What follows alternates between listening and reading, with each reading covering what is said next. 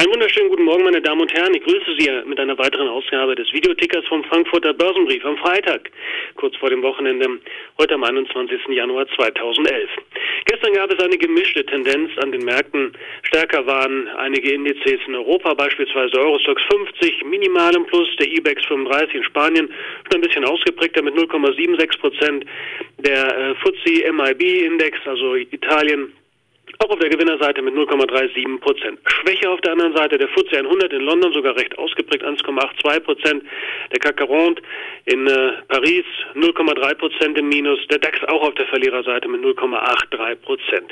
In den USA waren die großen beiden Indizes Dow Jones und S&P 500 mehr oder weniger unverändert, aber beide auch auf der Verliererseite.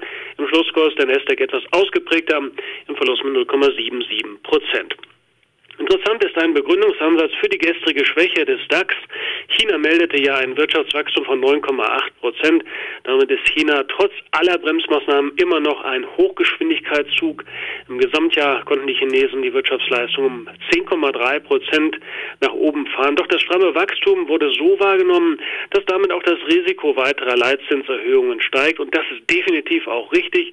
Und so sollte man es auch erwarten. Die Chinesen werden weiter auf das Bremspedal treten. Eine ganze Reihe von Maßnahmen sind ja schon erfolgt und man ist sicherlich noch nicht am Ziel. Die Chinesen werden auf die Bremse treten müssen, um eine überhöhte Inflation zu vermeiden oder das Risiko zu reduzieren und auch einer Überhitzung möglichst vorzubeugen.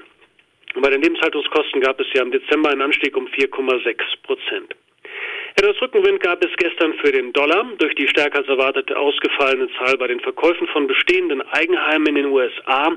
Berichtet wurde über 5,28 Millionen, die Erwartung war 4,85 Millionen. Andererseits war der Philly Fed Index etwas schlechter als erwartet. Das ist ja der Konjunkturindex der Fed von Philadelphia. Schauen wir auf einige Unternehmen bzw. Aktien. Morgan Stanley fangen wir damit an. Es gab Zahlen für das 4. Quartal. Gut lief es im Investmentbanking und auch im Brokerage-Geschäft. Schwäche zeigte sich indes im Rentenhandel und damit passt Morgan Stanley auch ganz gut in das aktuelle Bild, beispielsweise auch bei Goldman Sachs oder auch bei der Citigroup und JP Morgan. Man konnte das Ergebnis um 60% auf $600 Millionen verbessern. Google, bei dem Suchmaschinenriesen gab es Zahlen zum einen, aber auch eine bemerkenswerte Personalie. Zunächst zu den Zahlen. Beim Umsatz, in diesem Fall ohne die Gebühren von Google an Internetpartner, wurde der Wert um 26% höher geschraubt auf $8,4 Milliarden. Dabei wurden im 4. Quartal $2,5 Milliarden verdient.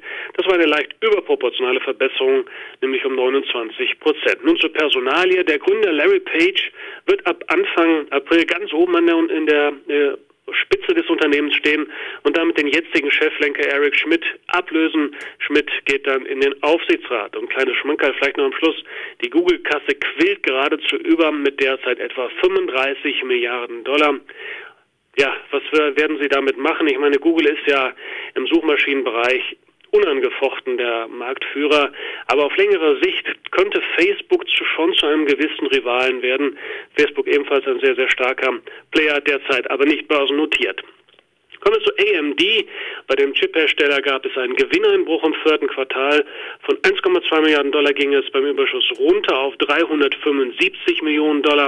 Aber selbst damit war AMD noch besser als erwartet und die Aktie konnte nachbörslich auch um etwa 3% nach oben ziehen. Schauen wir nun nach Deutschland, wobei das hier auch schon wieder so ein bisschen gemischt ist. Deutschland, USA, Deutsche Telekom. Am letzten Montag, also am 17.01. gab es wieder mal einen Insiderkauf bei der Deutschen Telekom. Der Aufsichtsrat oder das Aufsichtsratsmitglied Hans-Jürgen Kallmeier kaufte 1000 Stück, was immerhin knapp 100.000 € Kaufbetrag ergibt. Wir hatten ja schon auf Insiderkäufe bei der Deutschen Telekom hingewiesen. Irgendwas scheint da am Busch zu sein. Die Dividendenrendite ist zweifellos reizvoll, aber die war vorher auch schon hoch. Warum also die Häufung von Insiderkäufen in jüngerer Zeit? Bitte beachten Sie zu dieser Aktie auch unsere Ausführungen im aktuellen Frankfurter Börsenbrief. Ein aktuelles Schlaglicht ist eine mögliche neue Strategie in den USA, so schließt sich hier so ein bisschen auch der Kreis herumgereicht wird. Ein möglicher Verkauf von Funkmasten, was bis zu etwa $2 Milliarden in die Kasse spielen könnte und natürlich dann auch die strategische Manövriermasse für T-Mobile USA erweitern könnte, gerade auch im Hinblick auf weitere Investitionen. Weitere Aktie Morphosis landete im Zahlenwerk eher unterhalb der Erwartungen, was für uns ein Glücksfall ist oder zumindest werden könnte. Die erhöhten Ziele für 2010 wurden ja nicht erreicht, was schon etwas seltsam ist, da man die Messlatte ja erst noch im Dezember erhöht hatte. Hintergrund ist allerdings die bilanzielle Behandlung eines Vertrages mit Pfizer oder sagen wir überhaupt die buchhalterische Behandlung dieses Vertrages. Wo liegt der Glücksfall jetzt für uns? Wir hatten ein niedrigeres Kauflimit bei 17,20 € gesetzt, was noch offen war und ist. In einer kurzen Enttäuschungsepisode könnte dieses Abstauberlimit dann doch noch greifen und damit könnten wir an Bord gehen bei dieser langfristig auf jeden Fall weiterhin interessanten und aussichtsreichen Aktie. Terminkalender für heute war bzw. ist angesetzt. Die Book-to-Bill-Ratio Dezember, USA bezogen auf den Halbleiterbereich, Semi ferner angesetzt für heute der IFO-Geschäftsklimaindex Januar. Ich habe dazu heute Morgen schon ein Update auf unserer Internetseite eingestellt, denn diese Veröffentlichung ist ja schon gelaufen und bitte nehmen Sie das Update dann auch ergänzend zur Hand oder schauen dort einmal hinein. Abschließend zur Strategie. Der DAX liefert im Moment wenig Orientierungshilfe für Dispositionen. Zumindest kann man sagen, dass der Ausbruch nicht mit wirklichen Anschlussorders unterstützt oder bestätigt werden konnte. Damit stehen die Zeichen doch eher auf Konsolidierung. Auf ganz kurze Sicht, auf mittlere Sicht oder mittleren Rahmen hat sich natürlich nichts verändert. Das heißt, wir können durchaus positiv und optimistisch auch in dieses Wochenende gehen. Ich wünsche Ihnen dafür gute Erholung, eine gute Zeit. Ihr Walter Thyssen.